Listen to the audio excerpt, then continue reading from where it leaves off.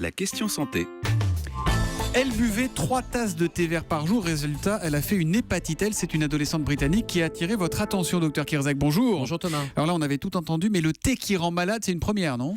C'est une première, ou en tout cas c'est rare. C'est une ado de 16 ans dont le cas a été publié dans un célèbre journal britannique de médecine la semaine dernière. Elle avait tous les symptômes de jaunisse, de problèmes articulaires qui l'ont conduite aux urgences, tous les symptômes de l'hépatite, donc une inflammation du foie.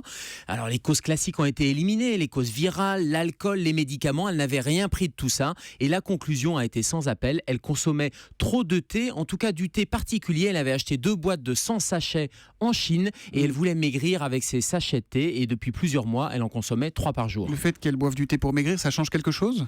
Alors le thé, et notamment le thé vert, est sans danger, il a même plutôt des vertus. Alors la chose qui était et qui a attiré l'attention des confrères, c'est qu'il y avait un adjuvant justement pour pouvoir maigrir dans ce thé-là, et ajouté à ce thé vert, il y avait un adjuvant, et c'est probablement cet adjuvant qui a causé l'inflammation du foie et qui a été toxique. On est d'accord que 3 tasses par jour, chez les consommateurs et les consommatrices, c'est rien. C'est rien. On va rassurer tout le monde, et je voudrais faire une Parce que là, spéciale j'imagine dédicace. les cracottes qui tremblent au-dessus des tasses de thé en vous écoutant ce matin. Exactement, un tweet d'Olivier Picard hier qui voulait être rassuré. Donc le thé, c'est bon pour la santé, c'est plutôt antioxydant et vous pouvez consommer du thé sans aucun problème. En revanche, il ne faut pas l'acheter n'importe où, et notamment je mets en garde sur les achats sur Internet. Et cette jeune femme avait acheté sur Internet ce thé et elle ne savait pas ce qu'il y avait exactement à l'intérieur. Et en plus, quand on prête des vertus un peu anti-amaigrissantes ou des vertus thérapeutiques au c'est thé, bidon.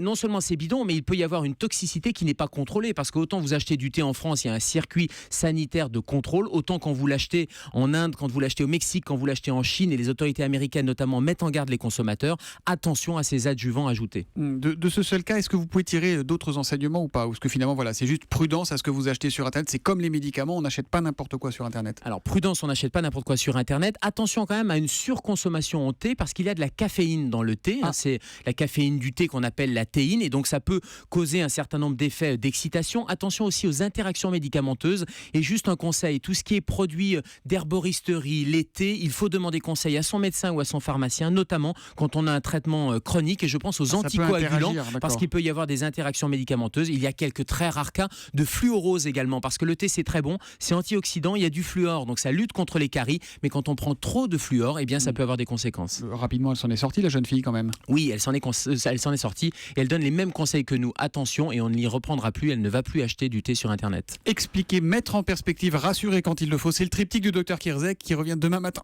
Pardon, je prends un thé, moi. À 7h-5 avec une nouvelle question santé sous le bras. À demain, Gérald.